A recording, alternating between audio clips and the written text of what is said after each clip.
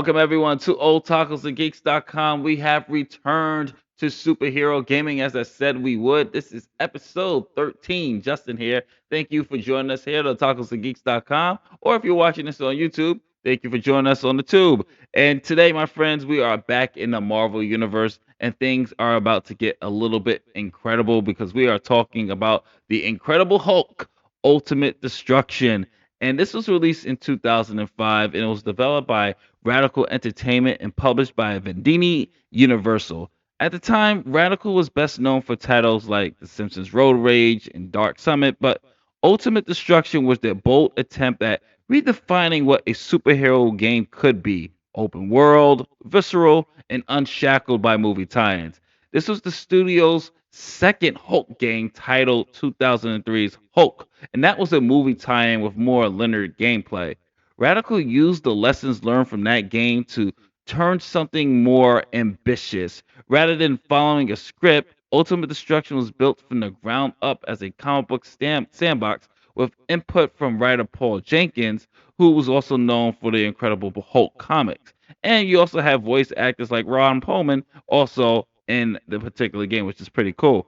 So this, as I said, was released on PlayStation 2, Xbox, and GameCube, and it received critical acclaim. This was a huge game for us back in the days. So let's talk a little bit about the story. So when it comes to stories, my friends, this is set in an original continuity separated from both the comics and films.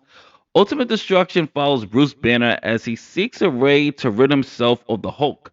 He's guided by his friend and psychologist Dr. Leonard Sampson, who tries to help him develop a machine to cure his condition.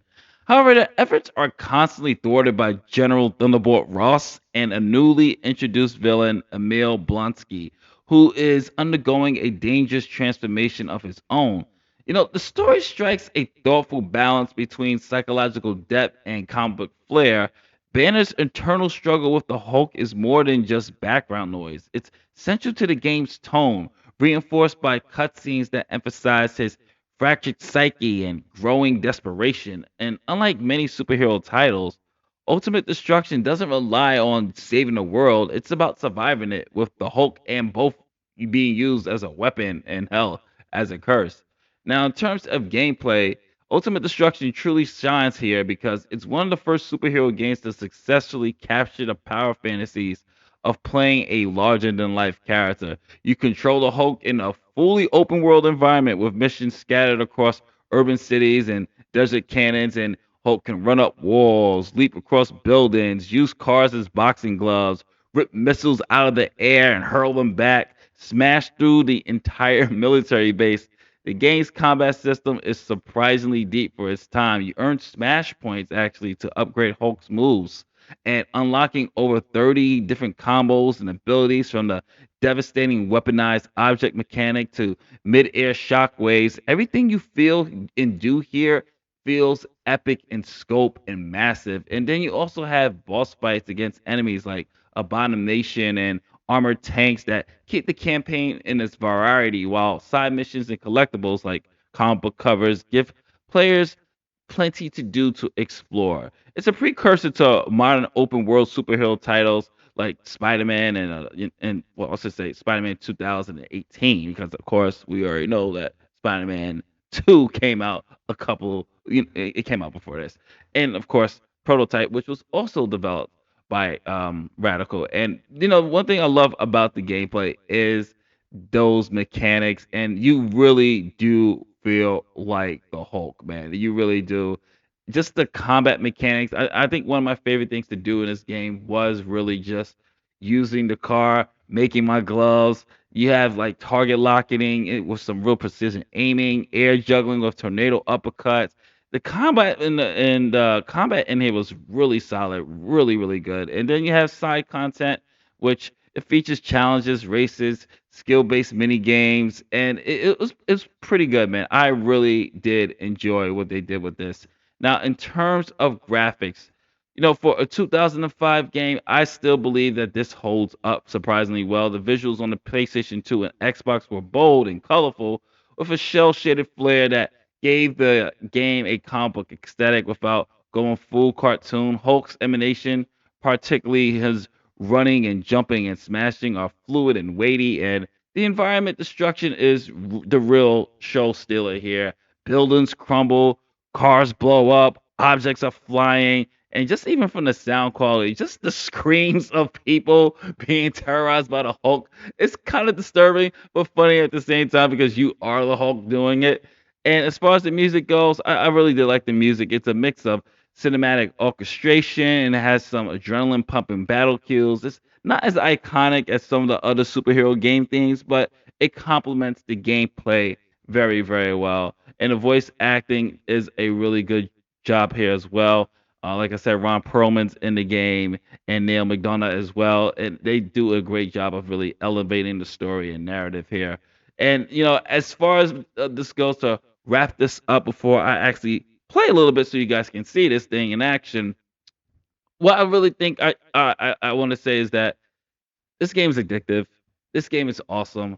This game is still one of the best Marvel games to date. And it seems like that early 2000s was Marvel's sweet spot because we had Spider-Man 2, we had Hulk Ultimate Destruction, and then later on, a couple of years down the line, we would get Wolverine Origins. So Marvel was cooking back in the days, folks. Marvel was cooking. It looks like now in this wave of things coming back full circle, it looks like Marvel is about to take over the gaming space again and take that crown from DC, as DC has been dominant with the Arkham series.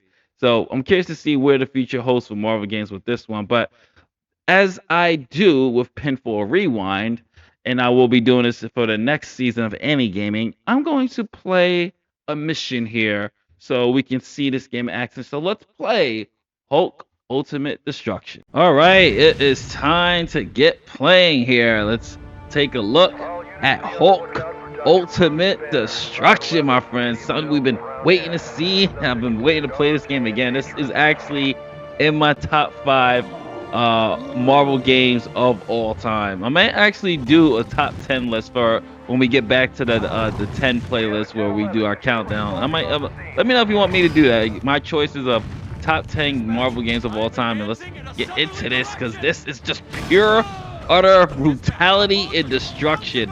And don't get it twisted, I guarantee you Bruce Banner has killed these men with this. I can't imagine the brutality in this game where we are basically look like how's you surviving that? Look like his neck is broke. Look at this.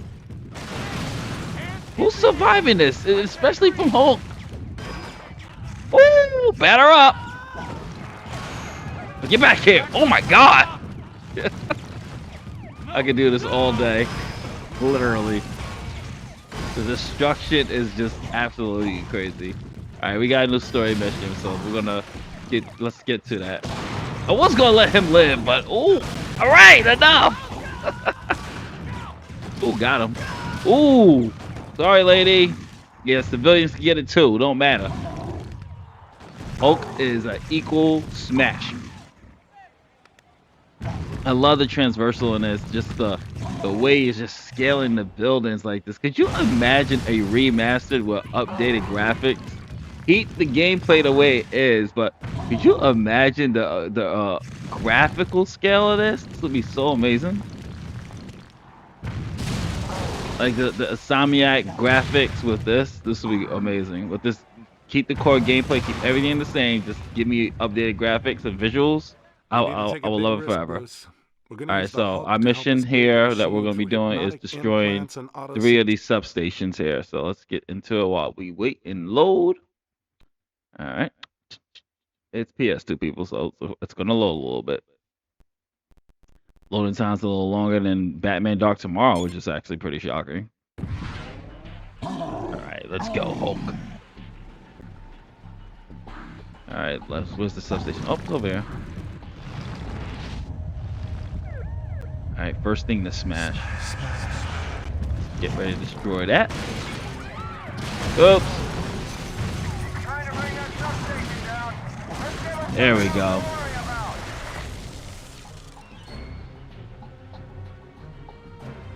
$200 smash points, cool. Steel fist, baby, yeah! Time to kick some ass. There we go. Ooh, oh my gosh. Oh, I love this destruction in this game. It never gets old.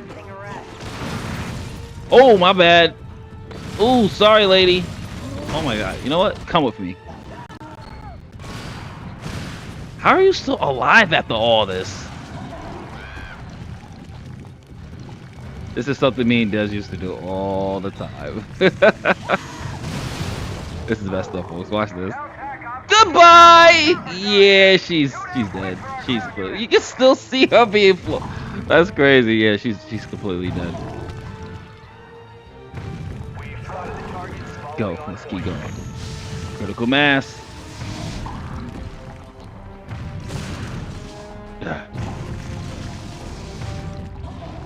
There's the next one.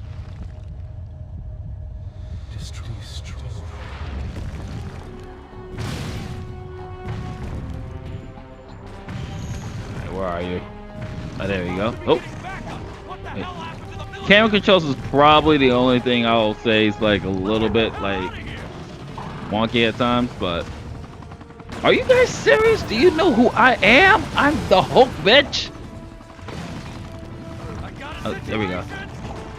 Woo. I'm gonna try to get over here. I'll hit you with this bus. There we go. Ooh, I didn't do the damage. All right, so I'll do it myself.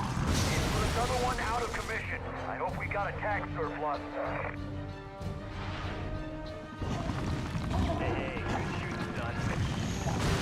Okay, goodbye, helicopter. All right, one more substation left.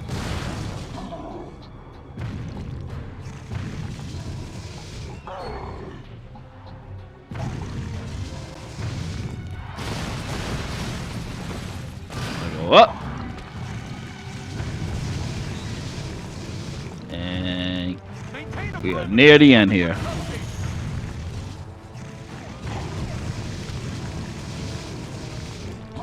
Can't go wrong with this transversal, man. You really can't. And there is our last substation before we wrap this episode up. Smash it. First. There we go. Alright, folks, that is it. We're going to wrap this up. This is Justin from otakusandgeeks.com. This has been episode 13 of Superhero Gaming. Thank you for tuning in. And if you like what we do here, hopefully we earn your subscription. Don't forget to hit that like button, subscribe button, and notification bell if we did. I will catch you on the next episode, episode 14. Batman Dark Tomorrow. Later days.